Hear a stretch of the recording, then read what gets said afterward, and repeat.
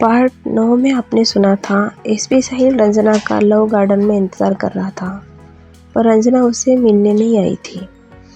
उसे रंजना का इंतज़ार करते करते शाम से रात और रात से सुबह हो चुकी थी और वो पूरी रात बारिश में खड़ा रहकर भीगता रहा। जब वो ये सारी घटना रंजना को वीडियो कॉल करके बता रहा था, उस समय वो अचानक से बेहोश होकर गिर गया। फिर रंजना भागते उसके पास आई तो उसे कुछ समझ में नहीं आ रहा था कि साहिल को कैसे होश में लाया जाए। थोड़ी देर में उसके दिमाग में एक आइडिया आया। अब आगे वो फिर साहिल के पास गई और उसके तलवों को अपने हाथ से जोर जोर से रगड़ने लगी और रंजना रोते हुए कहने लगी, प्लीज़ साहिल उठ जाओ, मुझे माफ़ कर दो, साहिल प्लीज़ उठ जाओ। ऐसे थोड़ी देर तक उसके तलवों को रगड़ने से थोड़ी गर्मी उसके बॉडी में आने से साहिल ने थोड़ी हलचल चालू कर दी। ये देखकर रंजना उसके चेहरे को अपने हाथ में लेकर उसे थपथपाते हुए कहने लगी, देखो ना साहिल, मैं आ गई, प्लीज़ आंखें खोलो। फिर धीरे धीरे साहिल ने अपनी आंखें खोली, लेकिन 2 दिन से वो भूखा प्यासा होने से उसकी बॉडी में एनर्जी नहीं थी। साथ ही वो रात भर पानी में भीगा होने से उसका पूरा शरीर ठंड से काँप रहा था और वो अपनी जगह से उठ नहीं पा रहा था। तब रंजना ने उसे अपने हाथों का सहारा देकर उठाया और उसके हाथों को अपने कवर में डालकर साहिल की गाड़ी जहाँ पर खड़ी थी वहाँ तक ले गई। फिर उसने साहिल को गाड़ी में बिठाया और उसके घर का एड्रेस पूछा। साहिल ने लड़खड़ाते हुए अपना एड्रेस बताया। साहिल की नौकरी जैसलमेर में थी तो वो सरकारी क्वार्टर पर रहता था। फिर रंजना ने उसी एड्रेस पर खुद गाड़ी ड्राइव करते हुए साहिल को ले गई। साहिल का क्वार्टर आते ही उसने साहिल को सहारा देकर नीचे उतारा और वो उसे उसके बेडरूम में ले गई। बेडरूम में ले जाने के बाद साहिल जाकर ऐसे ही बेड पर गिर रहा था तो रंजना ने उसे अपने हाथों से थाम लिया और उसे चेयर पर बिठाया। साहिल के और रंजना के कपड़े बारिश में भीगने की वजह से पूरे गीले थे, तो उसने सोचा यदि साहिल के कपड़े नहीं बदले गए तो हो सकता है साहिल की तबीयत और बिगड़ जाए, क्योंकि साहिल की बॉडी पूरी थर थर काँप रही थी। तो उसने बिना हिचक और शर्म के साहिल के कपड़े चेंज कर दिए और उसके सर को अच्छे से तौलिया से साफ करके गीले बालों को सुखा दिया और खुद सोचने लगी, अरे यार मेरे कपड़े भी तो गीले हैं और इसके चक्कर में खुद बीमार ना हो जाऊँ। ये सोचकर वो उठी और उसने साहिल की परमिशन लेकर उसकी अलमारी खोली और उसमें से साहिल की शर्ट और एक पजामा निकाल लिया। फिर उसने साहिल को बेड पर लिटा दिया और उसे अच्छे से कंबल से कवर कर दिया और खुद बाथरूम में जाकर शावर लेकर साहिल के कपड़े पहन कर आई। इधर सुबह की 7 बजी थी, लेकिन ऐसा लग रहा था जैसे रात के 12 बजे हो, क्योंकि अंदर अंधेरा छाया हुआ था और बाहर तेज़ बारिश हो रही थी। जब रंजना बाथरूम से बाहर आई तो उसने देखा कि साहिल को कंबल से कवर करने के बावजूद वह थर थर काँपे जा रहा था।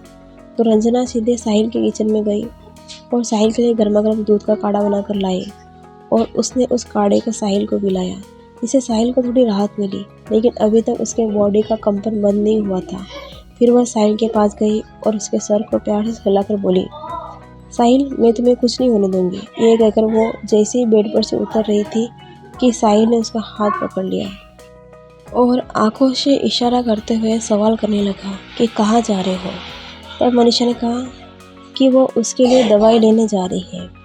तो साहिल ने उसे इशारा करते हुए कहा कि बाहर बहुत बारिश हो रही है और वो अभी थोड़ा अच्छा फील कर रहा है।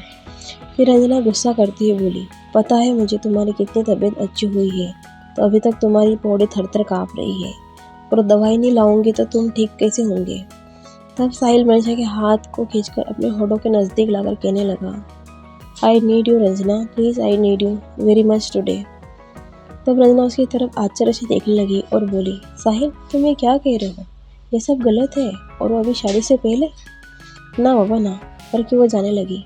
तभी साहिल ने वापस से रंजना का हाथ पकड़ा और आंखों में आंसू लाकर बोला, Ranjana I love you so much, तुम्हें मेरे ऊपर विश्वास नहीं है, मैं तुम्हें कभी धोखा नहीं दूंगा। ऐसे वो अपनी लड़खड़ाती जुबान से बोलने लगा। रंजना अभी तक साहिल के आंखों में असमंजस से देखी जा रही थी। फिर वो साहिल को बोली, पर मेरे पापा और घर वाले। तब एकदम बीच में ही उसकी बात काटते हुए बोला, तुम्हें उनकी चिंता करने की आवश्यकता नहीं है, मैं सब संभालूंगा। फिर वो वापस रंजना को बोल उठा, रंजना प्लीज़, मेरी तबीयत और ठंड से बिगड़ती जा रही है, please help me, please save me.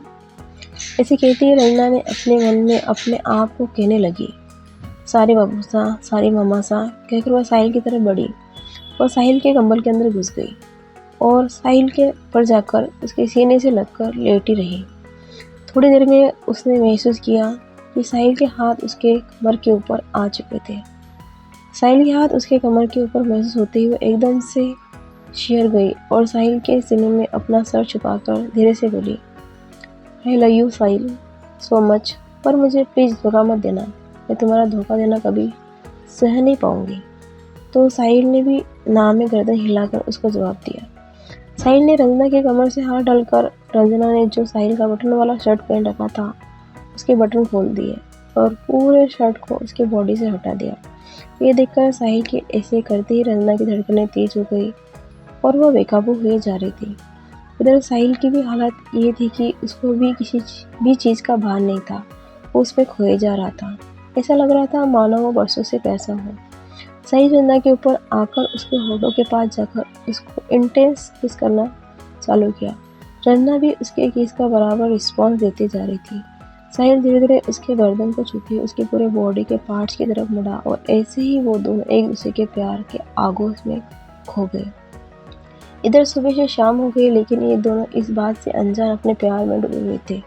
साहिल ने अपने आप को नॉर्मल करने के लिए वो कितनी बार रंजना की बॉडी का सहारा ले चुका था और इधर रंजना पूरी तरह से थक चुकी थी।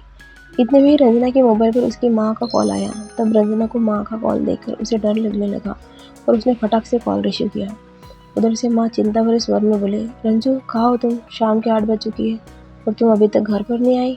सुबह तुम्हें इसलिए नहीं कॉल किया क्योंकि मुझे लगा तुम कॉलेज जल्दी निकल गई होगी। तो रंजना बस आती हूँ मैं ऐसे बोल ही रही थी कि उधर साहिल ने नाम में गर्दन हिलाई।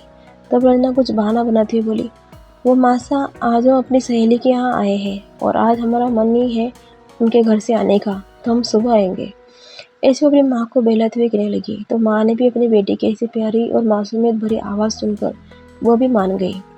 इधर रंजना अपना फ़ोन काट चुकी थी कि जितने में मनीषा का कॉल साहिल को आया। तो साहिल ने कहीं उसकी सच्चाई रंजना को पता न चले ये सोचते ही फटक से फ़ोन कट कर दिया और वो टॉयलेट का बहाना बनाकर टॉयलेट गया और मैं अभी बिजी हूँ करके उसने मनीषा को मैसेज टाइप किया। फिर टॉयलेट से आकर रंजना को अपने बाहों में भरते हुए प्यार से उसके माथे को चूमते हुए बोला, धन्यवाद रंजना। फिर रंजना भी साहिल को बोली धन्यवाद। तब साहिल तपक से बोला धन्यवाद। तब रंजना बोली मेरी लाइफ में आने के लिए। फिर वो आगे कहने लगी, तुम कभी मेरा हाथ तो नहीं छोड़ोगे ना। तो साहिल भी बोल पड़ा, कभी नहीं।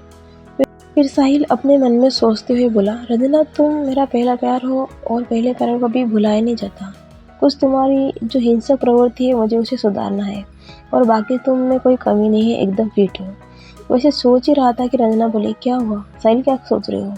तब साहिल रंजना के गालों पर किस करते हुए मासूमियत भरे लफ्जों में विक्रम के बारे में जानकारी निकालने के हिसाब से बोला, तुम्हारे मामा साहब बहुत खड़ूस है, मुझे तो बिल्कुल अच्छे नहीं लगते, पता नहीं तुम कैसे झेल पाती हो अपने मामा साहब को।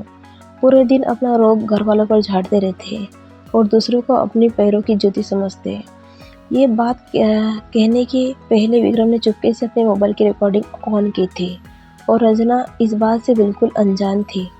फिर वो रंजना की तरफ घूमते हुए कहने लगा, तुम इरिटेट नहीं होती हो उनसे। और वो रंजना के जवाब का वेट करने लगा पर रंजना ने थोड़ी देर तक कोई जवाब नहीं दिया। तो फिर से साहिल बोल पड़ा, रंजू तुम बताओ कि तुम्हारे मामा ऐसे ही थे कि ऐसे हो गए। तो रंजना आंखों में आंसू लाते हुए बोली, नहीं साहिल, मामा साहब पहले ऐसे नहीं थे, वह ऐसे हो गए। तो साहिल ने आश्चर्य से पूछा, पर कैसे। तब रंजना उस विक्रम के साथ बीती हुई घटना बताने लगी। फ्लैशबैक। विक्रम पढ़ाई में बहुत इंटेलिजेंट था, साथ ही स्पोर्ट्स में भी अच्छा था। विक्रम का बचपन बड़ा लाड़ प्यार से बीता था। उसकी पढ़ाई में रुझान और स्पोर्ट्स के रुझान को देखकर नाना सा ने उन्हें दिल्ली पढ़ने के लिए भेजा। वहाँ उनका इंजीनियरिंग में एडमिशन करवाया था। वहाँ जब विक्रम पढ़ने के लिए दिल्ली यूनिवर्सिटी गए तो पहले साल तो उन्होंने टॉप किया, लेकिन उसके बाद उनका स्कोर गिरता गया। जब नाना सा को ये पता चला तो उन्होंने विक्रम मामा सा की छानबीन की तो पता लगा कि विक्रम मामा सा एक लड़की के प्यार में पड़े हुए थे। उस लड़के का नाम प्रिया था।